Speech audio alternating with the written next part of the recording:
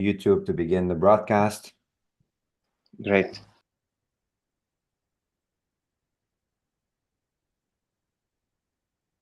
Please moderate the comments there.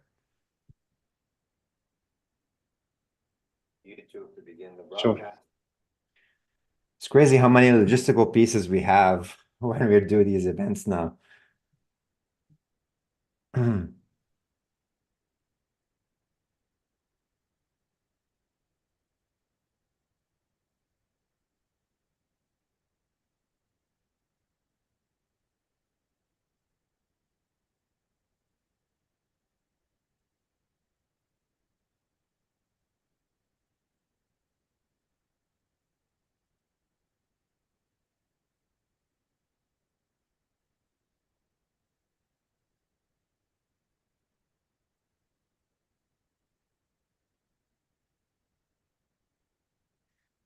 All right, let's begin. Just a quick mic check. Can you guys hear me? Yes. Yes. All right. Well, welcome everybody for a very special and important event today. We're going to be talking about compliance in AI, policies, and best practices. I have with me an awesome guest who has 30 minutes of his very, very busy day, who's going to be talking and walking us through the legal aspect of AI and compliance. And he happens to be an attorney.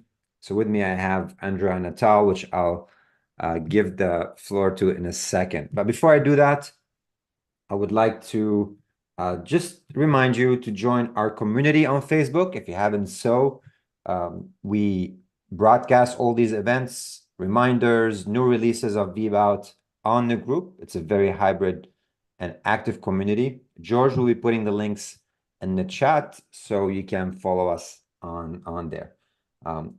Also, we have been doing these monthly meetups since the last 10 years.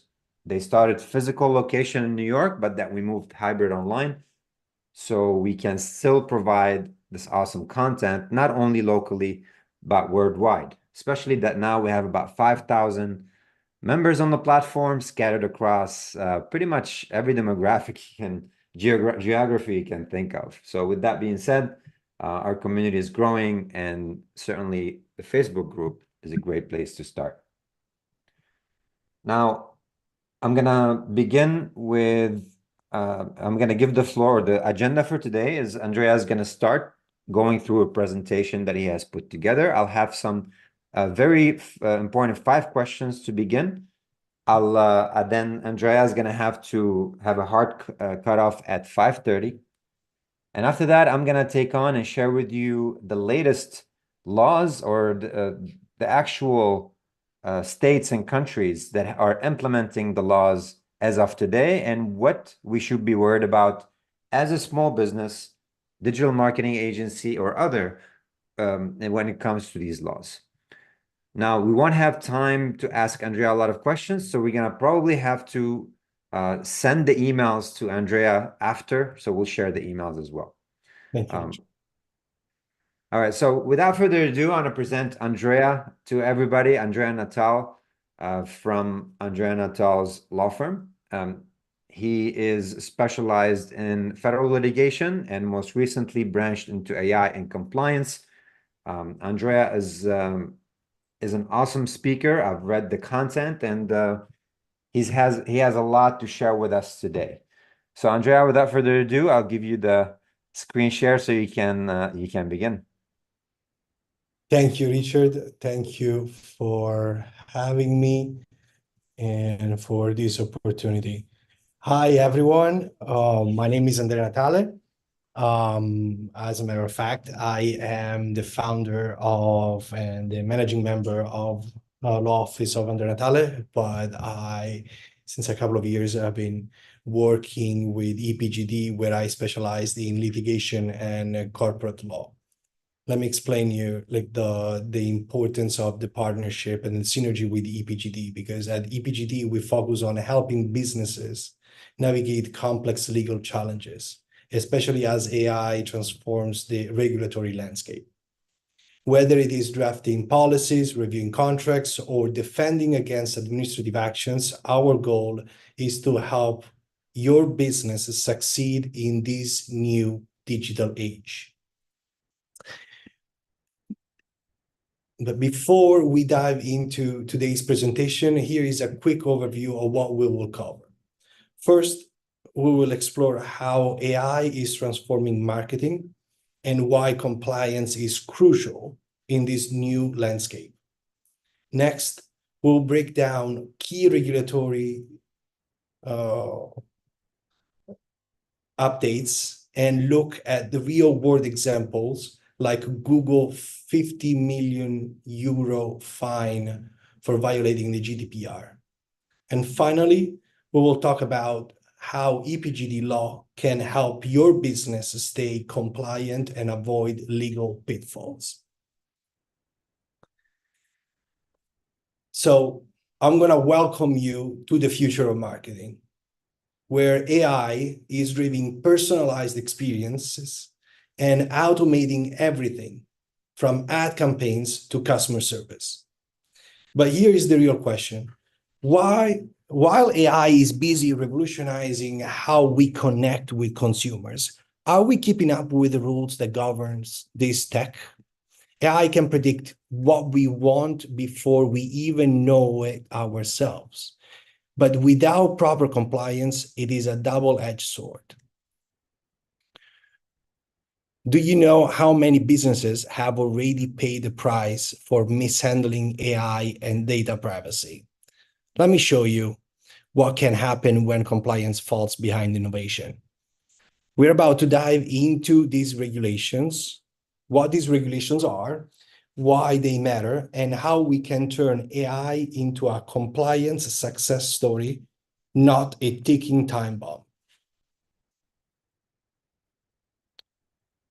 Let's get into the heart of why we are here, AI regulations. As AI becomes smarter, the laws surrounding it are ramping up. Think about GDPR, CCPA, the upcoming EU AI Act, and now the Algorithmic Accountability Act in the United States. These laws aren't just suggestions. They are game changers that can either boost your business or derail it. First, let's start with the well-known GDPR, the European regulation that is all about user consent and data privacy. If you're using AI to process data, you need to be crystal clear about how and why you are using that data. Next, the California's CCPA, which gives consumers the power to say, no, I do not want you to using my data. With AI marketing, you have got to build systems that give users control. Now let's talk about the elephant in the room, the EU AI Act. This one is coming fast, and it classifies AI systems by risk.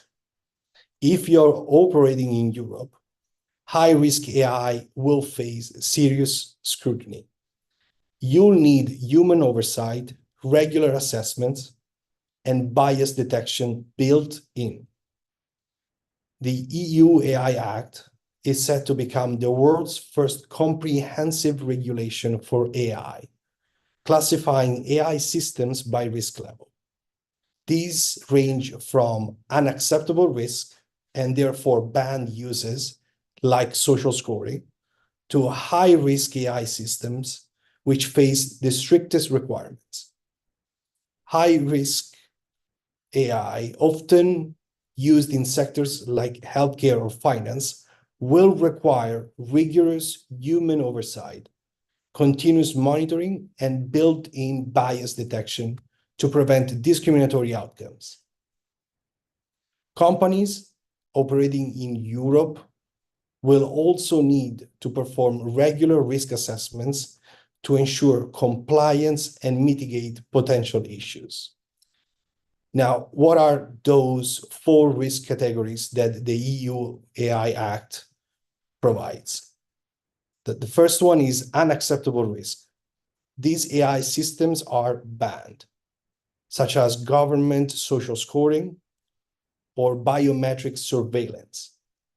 Second, high risk. In these categories are included AI in critical sectors like healthcare, law enforcement, and finance. These require stringent measures like human oversight, risk assessments, and bias monitoring. Third category, limited risk. AI systems that require transparency measures, like informing users that they are interacting with AI. For example, chatbots. So if you're using chatbots, you do have to notify the users that they are interacting with an AI system. And the fourth classification is minimal risk. Low risk systems, such as AI in video games, that will have little to no regulatory requirements. Next, I would like to talk to you about the United States and its Algorithmic Accountability Act, which is a bill that has not passed yet, but once passed, will require companies to evaluate their AI systems for bias, discrimination, and privacy risks. If your AI makes decisions that impact people's lives, whether it is targeting ads or offering services, this bill will enforce impact assessments. Enforcing impact assessments refers to requiring companies to perform regular evaluation of their AI systems to identify and mitigate risks related to bias, discrimination, and privacy violations. These assessments ensure that AI systems are transparent, fair, and non-discriminatory, especially in areas where AI decisions can significantly impact people's lives, such as employment, housing, and credit. The goal is to make sure that AI systems do not unintentionally harm individuals or groups, thereby promoting ethical and responsible use of AI.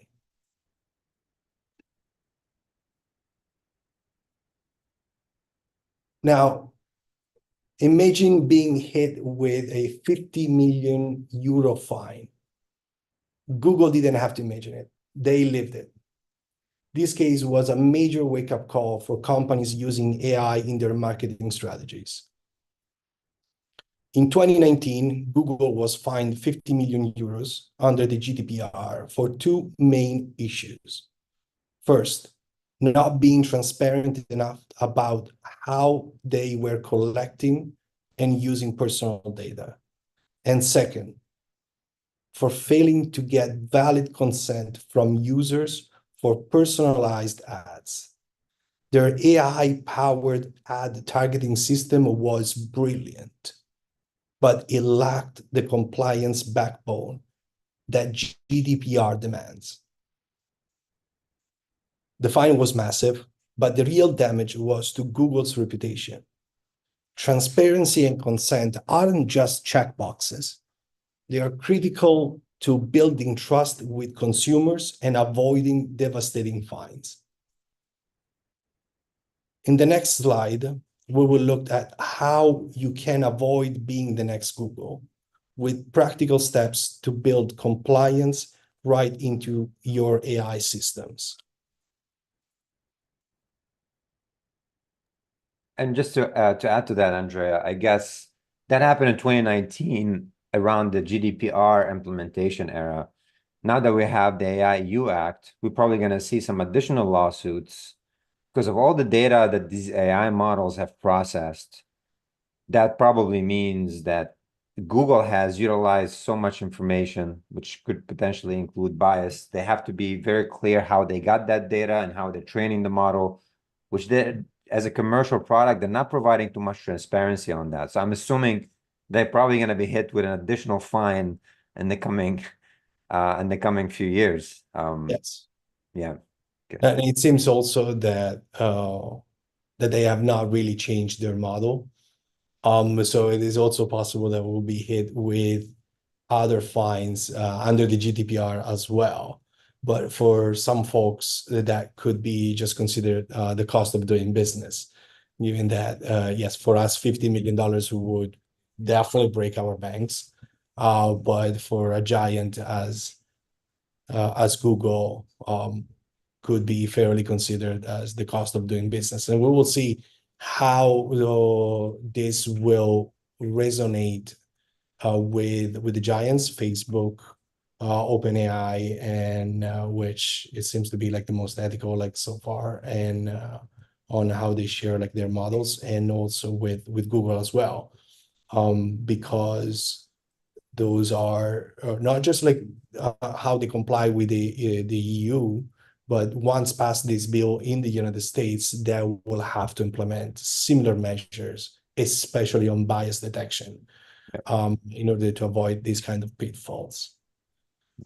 Thank you. Starting like specifically like from there, like I wanted just to reconnect, and now that we have seen like the risk of non-compliance, I wanted to talk to you about, and I would like to paint a picture that compliance can actually be a competitive advantage, not just protection towards hefty fines.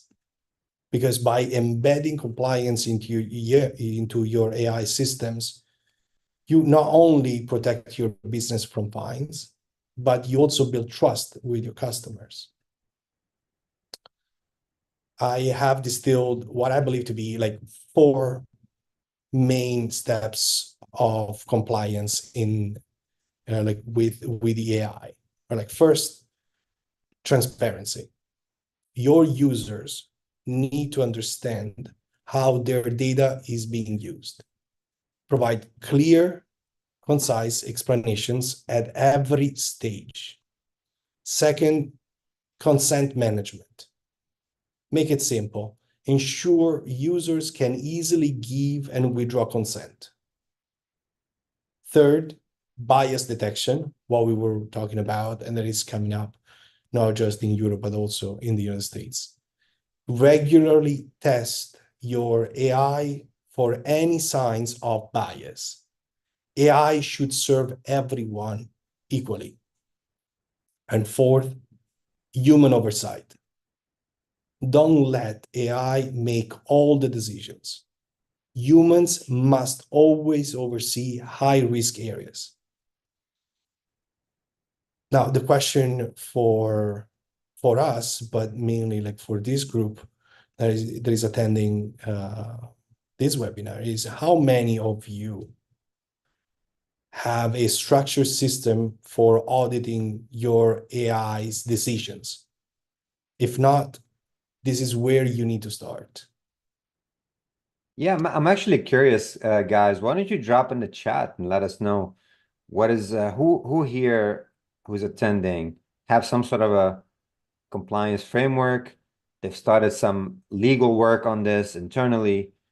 They do proper assessment for the AI technologies that they have front-facing with the clients, like AI chatbots. Drop us in the chat. Let us know. That's a good question. Thank you, Richard. Now let's move to the next slide, in which we will dive into a step further from compliance, which is going to be ethical AI. Because being compliant isn't just about avoiding fines. It is also about doing the right thing. As we said, compliance is a must and will be a must. But let's take it a step further. Ethics. Being compliant can keep you from fines, but being ethical can build trust and future-proof your brand. Ethical AI is becoming the standard for companies that want to stand out. 3 pillars of ethical AI. First, fairness. AI systems must treat everyone equally, and that means eliminating bias.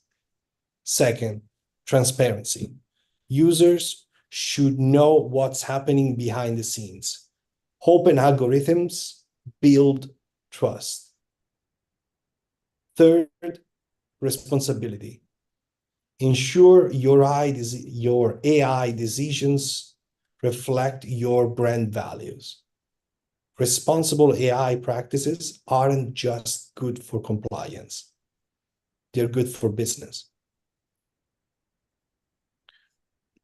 Now, when we were talking about like risk proofing, like your AI system, I would like to provide you with, from my perspective, like practical steps on how to take your AI systems to risk proofing and to ensure that they align with both compliance and ethical standards.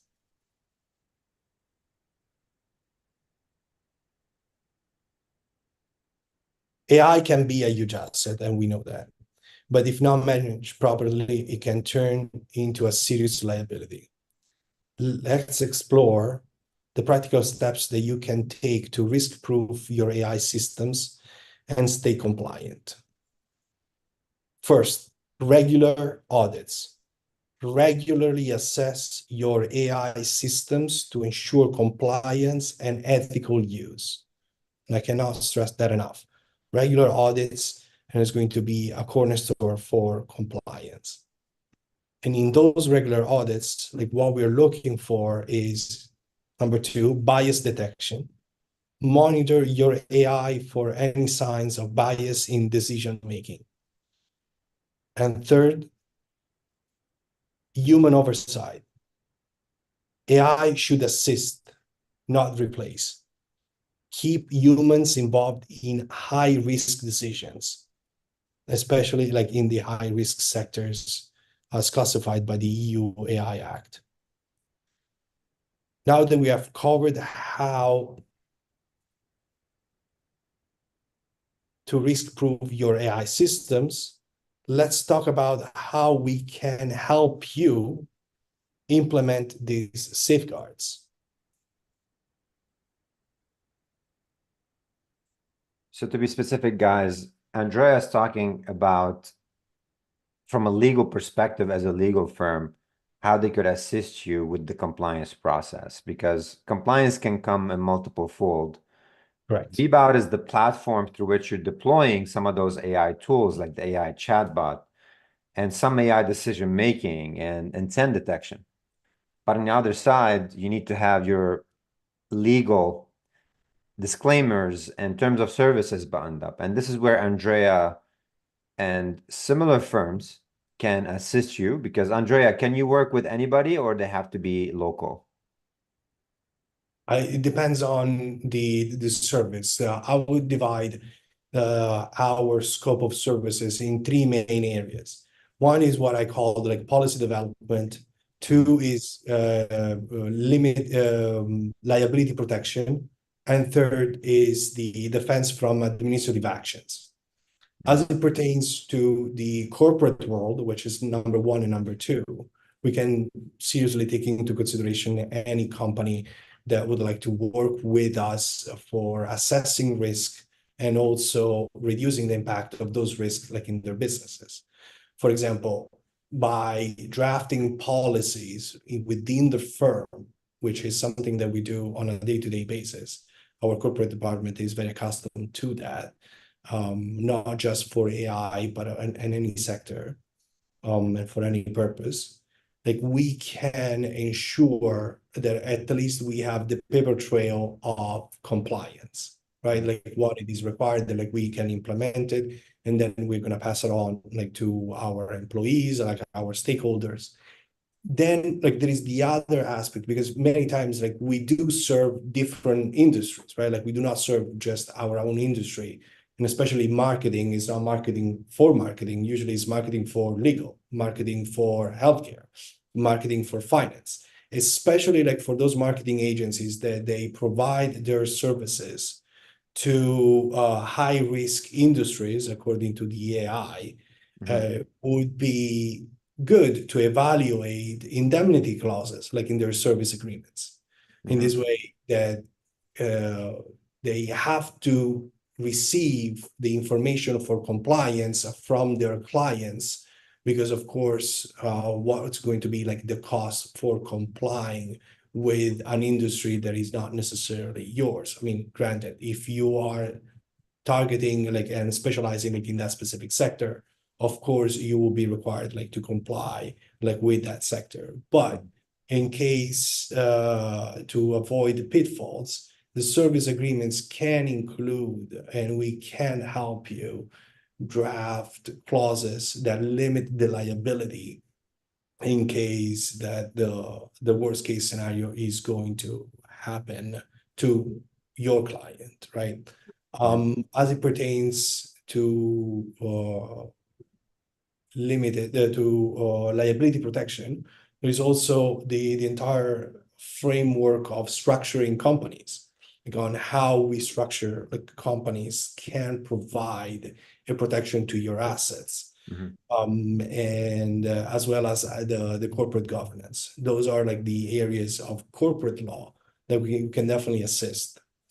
Granted, we cannot provide audits of your AI systems because that's not what we actually do. But we can definitely help you out in examining like potential legal risks. And given that this is becoming a compliance issue right now, and fines are going to be involved, that's when the attorneys are going to get involved as well. Third of all, which is the one that I, of course, cares the most, that I care the most, because it's the last step, right? Administrative agencies action. Agencies actions that are coming after you, like for fines, we can help you defend with caveats, of course, like in the jurisdictions where we practice, and we cover like more than 20 states as of today as a law firm. So therefore, we're very well equipped at the state and the federal level. Like we can represent any company in case that the FTC or any other agency will try like to impose any sanction. For what we will try like to classify was a misunderstanding, or that we did everything that we needed to do like to comply with the regulatory scheme that they are charging us with. And those are very sensitive areas where I know that my clients really care for quality representation, and that is what we are all about here, like at DPGD.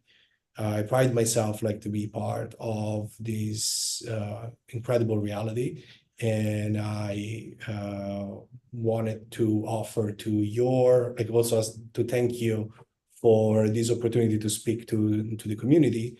The firm and I are willing to provide a 30-minute free consultation to anybody that would like to assess from a legal standpoint their compliance scheme for the AI as we are talking about it today. So you are more than welcome to reach out, and I can set you up with a free consultation with me and my team to examine these issues. That's very generous of you, Andrea. So guys, I know many of you are targeting the financial industry, and I do personally work with few of you who are targeting the medical industry. I think you should start early. We don't want it to be like GDPR, it happened and then we had to catch up and the law's out. Like the laws right now are still kind of very vague and being implemented. So to start early, and I think you should take Andrea's offer here and reach out to him for a consultation to see how this will impact your business. Because trust me, we've been through this rodeo before, and I've seen so many of our clients just struggle figuring out and panicking. Like, we don't have anything on our terms of services. How do we change the opt-in and opt-out? So take Andrea on his offer. 30-minute consultation with a busy attorney is a very generous offer. So thank you, Andrea, for this. Can we put your email in the Yes. chat for everybody? Just because like this presentation is recorded, I have to make a disclaimer that this presentation is for educational purposes Sure. only, and is not cannot be interpreted as in any way as a professional advice or services. But I can. This is my email address now that I will get. Okay, And I will also insert it in the chat. uh, This is great. And many of you already have chatbots deployed. And honestly, I think the jargon is heavy for most of us, the legal jargon, and some of the stuff might not be as complicated as it looks. Like if you're doing internal testing and assessment, that could be a job done when you deploy the chatbot with your documents and the knowledge base. Test it out with all sorts of questions and stay on top of the unanswered questions or the results. Like that quick review can be part of your assessment. Having disclaimers on your terms of services and privacy policies of how you're using AI to hand in that data, that's not too difficult. That's not too complicated.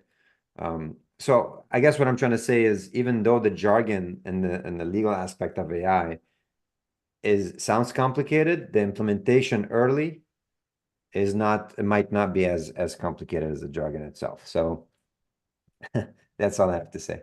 And Andrea, I know you have a cutoff now. Yes. I really appreciate your contribution. This was great. I will take it from here with you guys. I have a quick outline of all the current laws in the countries that are implementing and enforcing this in the immediate future. So you can stay here with me and I can walk you through this as well. Andrea, thank you so much. Thank you, Andrea. Thank you guys. And I look forward to talking to you in the nearest future. Thank you. Yes, Sure, absolutely. you're welcome. Thank you. All right, just making sure you see my screen, George. Yes, I do. Perfect. All right, so guys, honestly, it's take them up on his offer.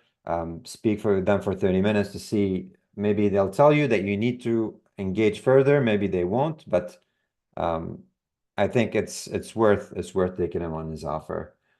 So, by the way, this presentation that we put together is going to be sent by George, so you guys can repurpose it for your own community if you're an agency, or if you're a business and you want to internally share it with your stakeholder. We've put together a very solid presentation on importance of AI in compliance. Obviously what drives responsible AI investments. And this is why our presentations usually are content rich, not only visual, because when you repurpose these presentations, you will have the material in front of you versus just spoken as Andrea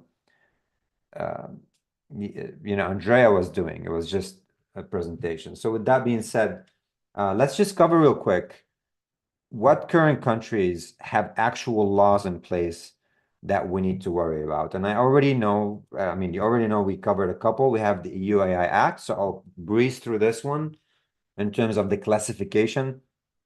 This one already, was signed and is going to be in effect. It's already in effect in a way. It's the most comprehensive AI regulation across the world, pretty much.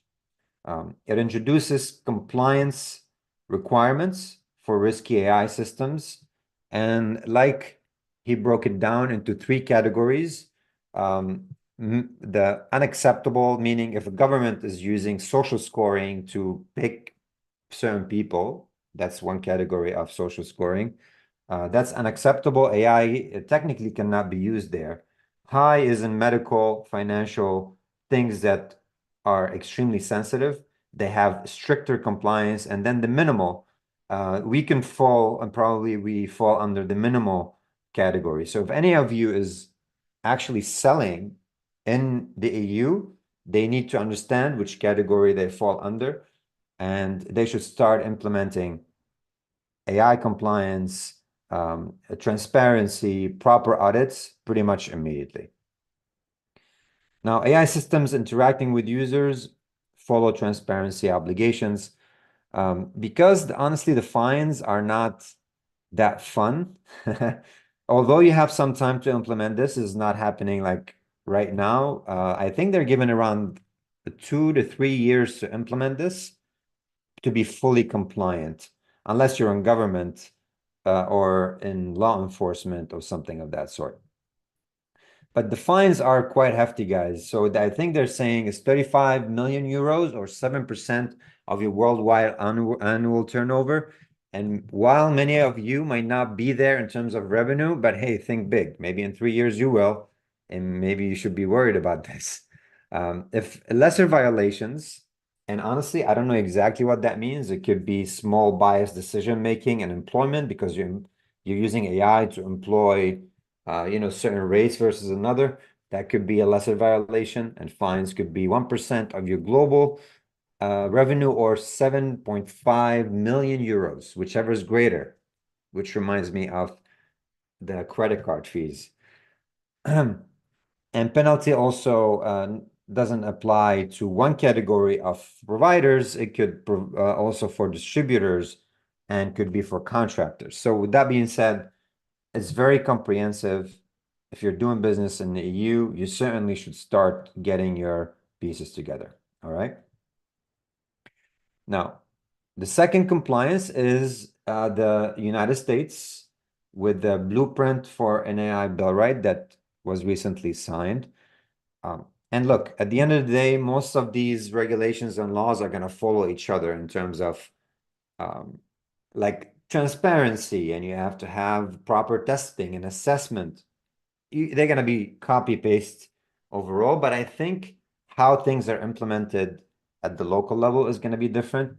So in the United States, their focus is on safety.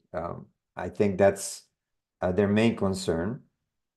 And the main purpose is to prevent discrimination. That's the number one. They don't want AI to be leading people to certain answers that could lead to discriminations, right? And that's a big topic where Grok from X is just giving uncensored responses, while if you go to OpenAI, it might be very like careful and not necessarily leading you to one party versus the other. They also want to protect your data and your privacy overall, which honestly I think is going to be extremely hard because these data models are trained on videos like this one. It's trained on your social media, reels and stories. So how do you maintain data privacy? I think that's a big topic.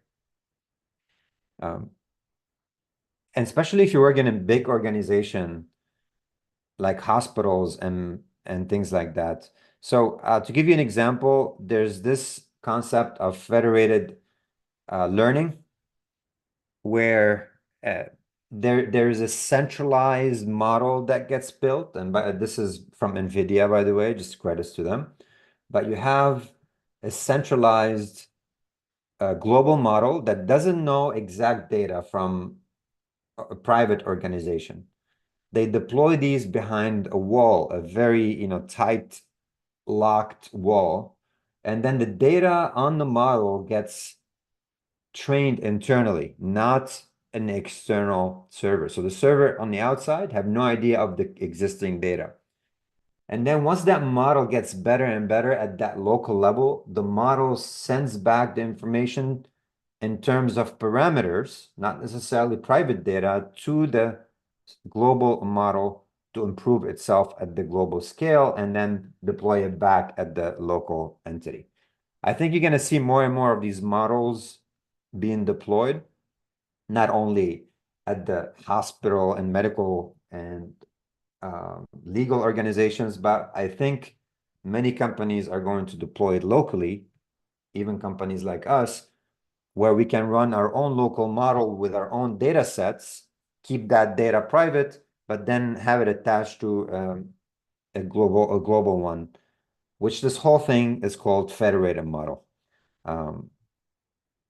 Anyways, more to that, I think that was a concept that was created by Google in 2017, 18 to focus on data privacy. Now, offering clear notice and explanation about how the data is being used, and also how it's impacting the language model. This is big. And providing human alternative. They don't want you to be outsourcing everything to AI. They want to have human intervention. They also want to have humans fine-tuning and improving on these as a fallback option. Again, I think the idea here is to give you, the actual civilian, the rights and equal opportunities across the board, because you don't want to go look for a job and you don't get hired because the model or the AI they've deployed has some discriminatory content in there. So that's one. Or maybe you apply for health insurance and you get denied, or perhaps your credits and your credit score, you get declined for mortgage because they're using AI. And trust me, financial industries are on the forefront of this to identify risks, to assess certain attributes and the long-term financial models. They deploy AI heavily. So these are the two top ones that are worth looking at. Now, if I am gonna zoom down at the United States, because many of you are selling locally in the United States, the Colorado Privacy Act, which will take effect in 2026, is basically the first US law regulating AI systems focusing on discrimination. Okay, again, we come back to the same jargon repeating itself. Now they're saying that developers, they need to properly test their data and their language models. So if you're not developing this, maybe that's not necessary. If you're using those models to make decisions, you need to have your internal team properly assess the results to make sure there's no bias. And because we're using APIs, sometimes we don't even know that the API we're using is actually is faulty. So these are questions that we're starting to ask here at Vbout Building Technologies, and I think it's worth you doing the same on your end. Now, insurers using AI must prevent unfair discrimination. I think I said this, especially in insurance. That was a big topic from yesterday's debate. It's about insurance, but insurance across the board, not only health insurance, probably car insurance and flood insurance and all sorts of those. And they say to implement governance, to conduct testing and report the Division of Insurance to protect consumers from discriminatory AI outcomes. Big words, big words. But we kept that in this interview, in this presentation, sorry, so you have the content if you'd like to repurpose it. All right, let's talk about Illinois. I think Illinois has a stricter AI compliance, and I think particularly in job interviews, they're big on that. The law is clear. They don't want you to use AI extensively in job interviews. I don't know if it's completely banned, or if you do it, you have to be like in full compliance right off the bat. So if you're a company using AI in the hiring process, you must look into this if you're in Illinois. Also in their biometric, the BIPA, they call it, meaning if you are doing facial recognition, if you're doing, thumbnail or biometric tracking, you have to be going by the law as well. And you see how things are slightly fragmented in the United States, where every state will have its own local laws, and some things they focus on more than others, whereas the EU is covering the entire European Union. Not the UK, by the way. The UK is not yet covered by this. Now, Canada is big on AI, and while their law is not new, I think they started a little earlier in 2021. I think beside the fact that they share the same concept of data privacy and high impact AI systems, they're really trying to push from the start, like the innovation of these models should begin with compliance, not build them and figure out how to be compliant later. Which I think is a good approach for this. But Canada has been across the board from day one. They have a lot of laws for data privacy, even for email. It's very tough to cold email people, and they're following suit with this AI compliance stuff. Again, conducting risk assessment, establish risk mitigation measures, and ensure continuous monitoring. So how do you do each one of these? I think I'm going to leave you with some of those to ask Gemini or ChatGPT. How do I do my risk assessment? Can you create a little Excel or a little table of how I can do it? You can get those templates created strictly for your business with ChatGPT, for example. And I think the idea is they should be very transparent of disclosing information about the functioning, intended use and risk management of these tools. We have a few more here, and I'll take questions. China, obviously, they're on the frontier of AI, and quite frankly, if you look on GitHub and other places, they are pushing some real good technology, open sourcing a lot of it. Of course, be careful what you're downloading out there. You don't want to be farming, or you don't want to become a proxy, or your server to become a proxy. But just the laws that they're pushing and the innovation they're pushing is very impressive. So obviously it applies on Gen AI that provides services for the public. And Alibaba is, by the way, a big driver of new AI innovation. And I think they cover the entire, at every territory in China. So they require those companies using or building Gen AI to protect user input information and usage records. That's one. Collect and retain personal information in accordance with principles of minimization and necessity, meaning don't collect more data than you can, because if you build technologies, you understand that sometimes you can collect a lot more information than the user know they are giving out. So I think they're trying to minimize that extra data collection. To establish ways by which you can handle complaints, which is almost like the GDPR. If somebody wants to know how much information you have, you can pull that information or put a request, and the vendor need to give you that stuff. All right. So these are the countries that have actual laws that have passed, and they're going to take effect pretty much immediately with some time frame for you to implement and be compliant.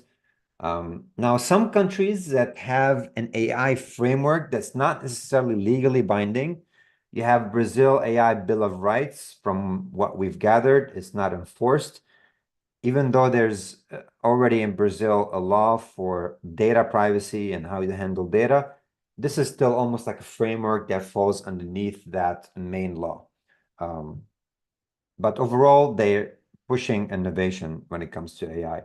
The UK AI Safety Summit, UK does not have any laws as of now, from what I gathered as well. But they did push on the safety aspect of AI deployment. The Saudi Arabia AI Ethics Principle, which is actually close enough to being a law, because I think they deployed it under an umbrella that's already enforced, but it's still quite vague, and they're catching up. And that applies to, by the way, the United Emirates, UAE. They are pushing some laws towards that. Australia AI Ethics Framework, again, just a framework for innovation, no binding laws if you are selling there or deploying products there. And South Korea's National Strategy for AI. So it starts with a framework, it follows with a binding law, and I think everybody follows the big guys. So the EU first, the United States, China, and now everybody's going to probably copy some of those laws. So these are the ones that I think are worth you looking into in terms of like where we stand in terms of AI and compliance. And by the way, many of you are asking if I'm going to be providing this presentation. Yes, I will. You'll have the entire thing and the recording sent back to you. So make sure you're signed up to our Facebook group. But now I want to open the floor here to kind of understand, how does this affect us? All this nice and dandy. How does it affect us and how can we take action? So I know that we talked briefly about it with the attorney. But honestly, we can start taking action today, not internally in terms of multiple things. One is to have an inventory of your AI systems. What current AI products are you using, and how is this impacting the end customer? Okay, maybe you're not using anything. Maybe you started using some, I don't know, CRM tools that have predictive AI in it, or maybe using AI chatbots. So quick inventory in an Excel file to identify those tools, and then a quick description of how those tools are using customer data to improve your experience. That's a very simple table that you can deploy internally. And by the way, I'm not an attorney. I'm just giving you suggestions based on what I've seen some companies implement. So please keep that in mind. Second is to continuously test the output of the data, especially if you deployed an AI chatbot, very relevant to us here at Vbout, because you can build AI chatbots with Vbout. Test the results to understand if the results that you're getting from the data, the training data, is biased, is accurate. So that's really important when working with your customers or your marketing or C-level suite on the team. To test the data so you're not putting the company in jeopardy. There's no liability. And you should probably bring up this topic to your colleagues to say, we're deploying a chatbot, but it's not going to be as simple because we understand we need to be compliant. We understand we have to test it vigorously so there's no bias. Now, you might be thinking, how can I find out if my AI chatbot is biased or not? Cannot answer. But quite frankly, it's probably going to depend on the industry and what kind of clientele and end customers you're working with. But I think every business might identify some questions that could reveal the bias or not, and perhaps have those as a routine Q&A, okay? Now, we do give you visibility over every single question that came through, the answers that the bot have responded, and also what kind of questions the bot could not answer. So with that visibility, a weekly or bi-weekly review should be sufficient to see if the bot is messing up or the bot needs some fine-tuning, or maybe you have to retrain it on a new data set and updating that, and then relearning or retraining the bot itself. And I just gave one example here for the AI chatbot. Maybe you have some other products that you're pushing, like content generation and stuff like that. So you need to have that sort of step-by-step testing that you need to be aware of. Okay. And then number 3 is putting all this together on your terms of service and linking those to your contracts. So if your contracts include links to the terms of services and people have to approve your terms of service before they sign up, you're very clear on this thing. And maybe I can show you quickly because we're working on this in Vbout, so it's not quite live. Once we do, I'll make sure to provide it as a template for everybody. But you remember when we worked with the GDPR compliance framework, we had to display all our, and I'm sorry, I'm trying to find it at the same time. Every single company we work with and how we handle the data is important. So we created a table which can look like this.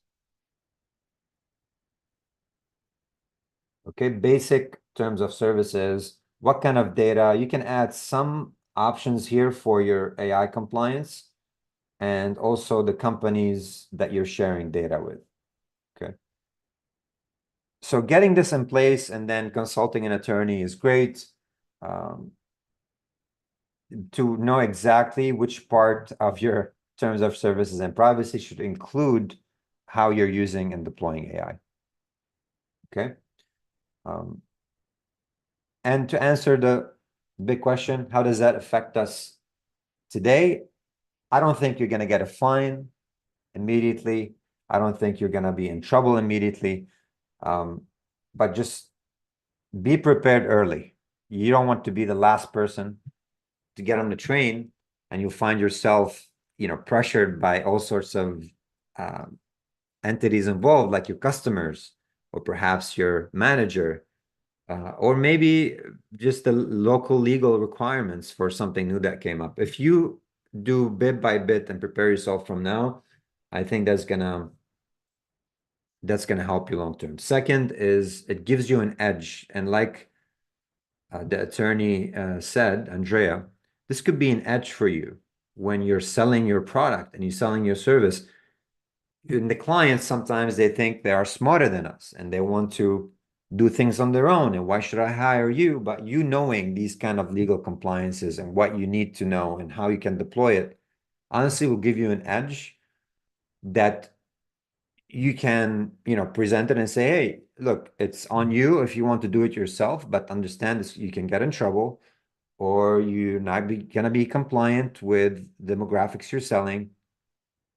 And if you're having this conversation internally with your stakeholders because you're not selling front facing like an agency, then obviously this is an expertise that you have. And I think in the future, everybody's going to have an AI committee at a company that's going to handle these kinds of stuff. So I think that's it. I know this presentation, by the way, guys, has a lot more to it, including, let me just pull it up real quick. I want you to have access to it, like the potential misuses of AI and implementing compliance measures. So there are some slides I'm skipping due to the time. But also George has compiled like a small resources at the end that could be helpful for you. So there are some links and sources that you can utilize. So thanks, George, for this, by the way. You're welcome. Yeah, these are really helpful. They include some sheets and an example of the data protection assessment that can be done to identify any potential bias that may occur in AI or any other problem. So yeah, these are available at your disposal, guys. That's great. Awesome. Oh, I'm gonna take questions. Before I do that, I want to remind you that the sponsor of this event is Vbout. Vbout is the go-to tools if you're looking for more than SaaS product. We are a marketing tech company with 14 bundled products in one, and we work with agencies as a reseller model. We have an amazing multi-tenant kind of management. Many of you are using it.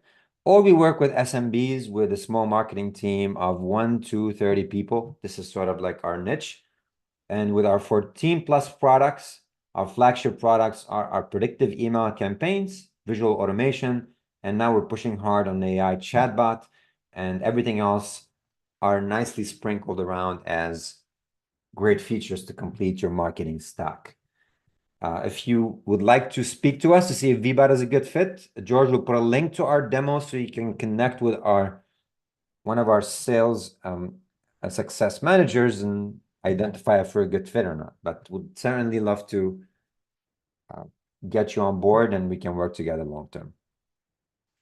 So let's take some questions, George. And by the way, sure. if it's something too legal, I'm not going to be able to answer. Andrea. Yeah, of course. Let's start. You can email them with your questions, by the way. So take him up on his 30 minutes and email some questions. Why not? Yeah, of course. We have a question from Manpreet. do we have a HIPAA compliance on our George, you're breaking up, but clients? I can read it. You're breaking up for some reason. Well, HIPAA compliance is something that we're looking into. It involves multitude of layers. You got to do some extensive pen testing. You got to get some auditors. So I'm looking heavily into it. And when I say I'm looking, that means I'm already proactively getting quotes and speaking to potential options. I can't promise you anything yet because unless I have things inked and engaged, I do not promise anything, but I am looking actively into it. So that's for that question, George.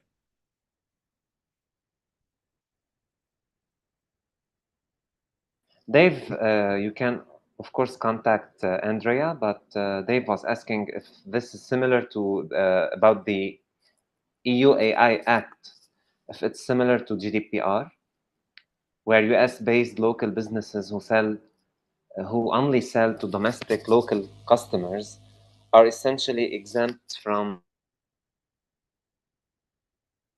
Well, no, George, you're breaking up again. I'm sorry, but I think I understand. If you're not selling in the EU, you do not necessarily need to be worried about all the EU compliance, but the US AI law is actually not too far from it, except in how they categorize, your company and your sector, etc.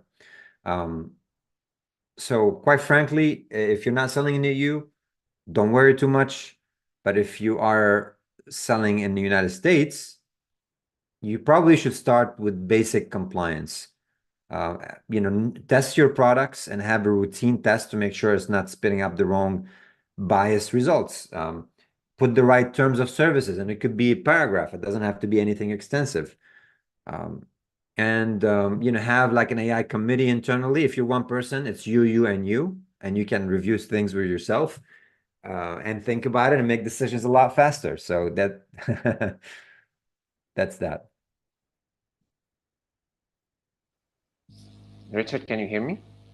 Now I can, George. Yes. Okay, great. Will, can you please explain more what do you mean with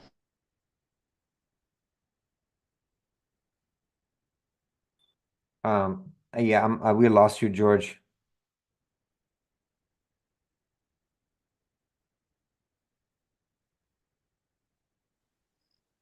George, I'm sorry, we lost you. Can you hear me? Now you're back. Oh, okay. No, I was asking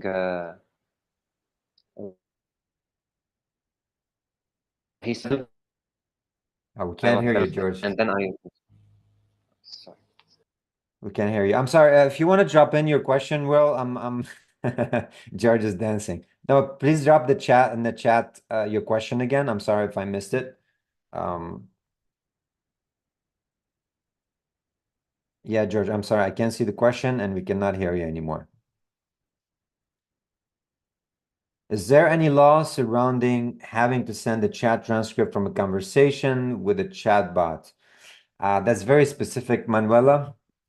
I mean, if you have a chatbot engaging with people, I think it's going to be good practice to state in the chatbot introductory, this chat is powered by AI. How can I help you? And if you're sending that conversation back, I mean, before you send the conversation to the person, the transcript, there's a conversation happening between you and the consumer, and the answers from the bot should probably be as I'm said biased a lot, so I'm gonna say unbiased as possible, and the data is as accurate as possible. Now, because we are training the data in the chatbot strictly on information given by you, your Word documents, your website, I mean, there's not a lot to worry about, but when you're opening this to a much larger model and answering, questions about politics and health and medical advice and stuff like that, you certainly need to be more specific. So, yeah. I'm sorry, Well, I still don't have your question. Responding that you said working PDF for us. or from that OS? I'm not sure. All right. So Manpreet is asking if we're collecting any personal information via the chatbot, but only using it to answer general question and answers in the financial, taxation, and insurance industry, is it safe to present for this use? Yeah, again, I would definitely ask legal, but if you're collecting information, personal information from the chatbot, like first name and email, just be as explicit as you are in your forms. The concept does not change to tell them, we will be using this for 1, 2, 3, Now, VBOT, we give you two options to use the bot form. One is to have conversational form asking a question. Can I have your first name, your last name? If you do it this way, you have to make sure you put the proper disclaimer because they cannot click on I consent. They're just going to respond. So with that being said, you probably have to say that before they provide the email. We give you the prompt for the form so you can customize that in VBOT, which is pretty cool. The other option is to embed the form as a whole with an option on the bottom. If you build the forms in VBOT, we have a consent prompt on the bottom. So if you've embedded the form as an option in the bot, then they have to click on it to submit, which is the native behavior of GDPR compliance option. Okay.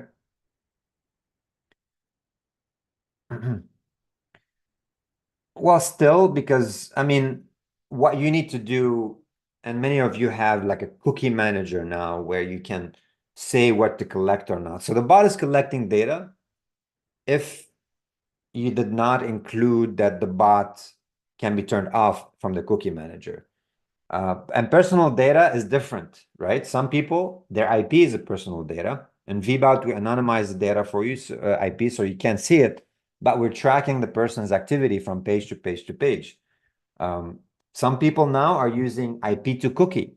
I mean, IP to cookie to company, which is connected to third-party data, which you have to be specific about as well. So honestly, to save yourself from the headache, just be clear on this is an AI chatbot and put on your terms of services and privacy policy a section on that. We are working on it in VBOT, so I think I will provide you guys with the templates on that as soon as they're ready, okay?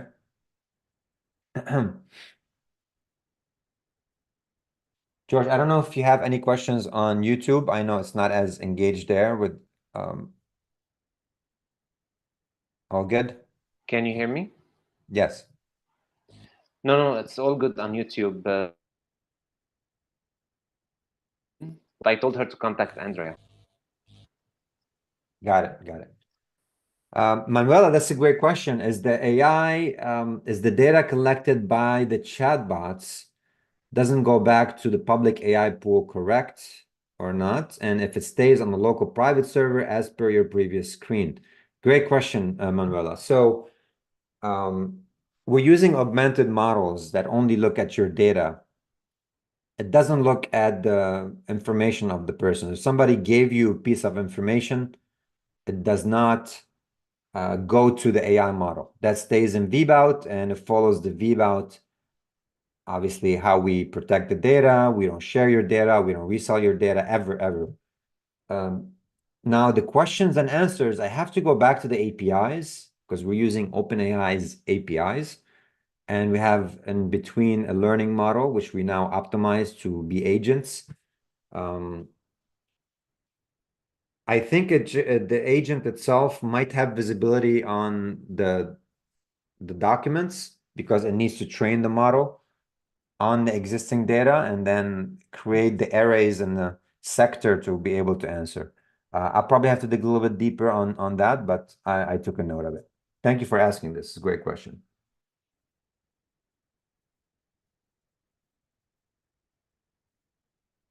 Okay.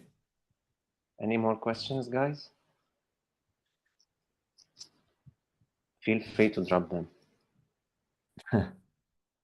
All right. It seems like we, I mean, for a legal topic, so many of you has stayed with us. That means that this is near and dear for many, and probably many of you are wondering, like, I'm using all these AI products being dumped on us, from AI content gen to AI chatbots to AI ad creation. Like, where do I stand? And honestly, I feel you. I feel the same. I don't want to be left behind and be late to the party of the B2B compliance. So with that being said, I get it. I get your pains. We'll provide you with the templates. You have 30 minutes free consultation with a very skilled attorney. I think you should take him on his offer. And we will be making this presentation available in our portal by tomorrow, George, please, so everybody can get access to it and repurpose it as they see fit. Okay? Sure, And of course. like I promised, once we have our some templates together for you, like what to include on terms of services or privacy policy or any other templates, we will also make those available. All right. Any other Thank you. questions? We're having no anonymous attendee said Viva is the best. Thank you. Thank you. Thank you, anonymous attendee. Hopefully you're not an AI chatbot that's being biased. Cool. Leland said, I was looking for, it's not a question, it's also a compliment. Thank you, Leland. Like, she didn't see any SaaS company providing resources or content like this. Thank you, Leland. Thank you. Thank you. We do it, I gotta tell you, we do it from the heart. George works really hard on it, and other team members as well, to put these together, because what we learn, we want you to learn, and providing that to you is a win-win. Why not? Awesome. Thank you, Bill. Thanks for the great info. You're welcome, Bill. Manuela, this was very timely topic. Thank you for We're losing you, George. ChatGPT. We're losing you, George. Sorry. I'll read it. I'll read it. So Manuela, yes, it's definitely, landscape is changing extremely fast. New things coming up on the market. People are using products they don't even know the implication on. And this topic is, I mean, how is it going to impact us is the question. So, all right. Well, thank you, everybody. I'll let you go. I appreciate you attending all this long and all your questions. And we'll see you on a partners meeting this month. If you want to see the latest releases in Vivout, we have some cool things coming up. Really excited about that. And also next month, we'll have another topic. We're going to be discussing how to do email marketing in the age of AI marketing. So we're going to share with you tools, tips, stats of how to improve your email marketing results, which, as old as it sounds, email marketing is still one of the biggest drivers for engagement for many people. So we'll talk about that next month, and I hope to see you then. And again, thank you for attending. Bye-bye, everybody. Thank you, guys. Bye.